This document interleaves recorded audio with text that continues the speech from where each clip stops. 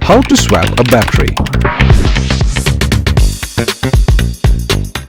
Park your vehicle within 10 meters from the QIS, ensuring you have enough space to perform the battery swap. Locate the battery pack compartment in your vehicle. Ensure the availability of the required number of battery packs as per your vehicle type before initiating the swap.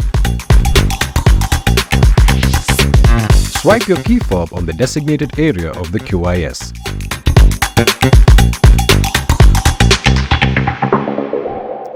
Ensure the green LED in the middle of the battery pack is blinking before pressing the button to release the battery pack.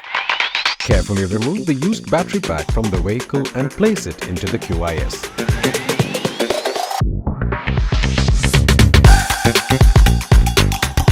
Press the button only once before pulling the battery pack out of the swap station's dock.